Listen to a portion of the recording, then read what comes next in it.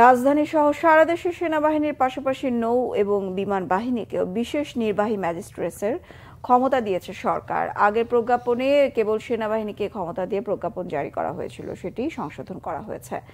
সোমবার জনপ্রশাসন মন্ত্রণালয়ের এক প্রজ্ঞাপনে বলা হয়েছে, বাংলাদেশ সশস্ত্র বাহিনীর কমিশনপ্রাপ্ত কর্মকর্তা, ক্যাপ্টেন ও তদূর্ধ্ব সম পদমর্যাদার বিশেষ নির্বাহী ম্যাজিস্ট্রেটের ক্ষমতা দেওয়া হয়েছে। এর আগে 17 সেপ্টেম্বর কেবল সেনাবাহিনীকে বিশেষ নির্বাহী ম্যাজিস্ট্রেটের ক্ষমতা দিয়ে প্রজ্ঞাপন জারি করেছিল জনপ্রশাসন মন্ত্রণালয়। এখন একই স্মারক ও তারিখ ঠিক রেখে সংশোধিত প্রজ্ঞাপন জারি করা হলো।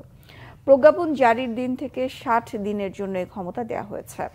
সরকারি চাকরিতে কোটা সংস্কার আন্দোলন ঘিরে গত 19 জুলাই দিবাগত রাতে সারা দেশে সেনাবাহিনী মোতায়েন ও কারফিউ জারি করে সে সময়ের আওয়ামী লীগ সরকার। দেশের বিদ্যমান পরিস্থিতিতে এখনও সারা দেশে সেনাবাহিনী মোতায়েন রয়েছে।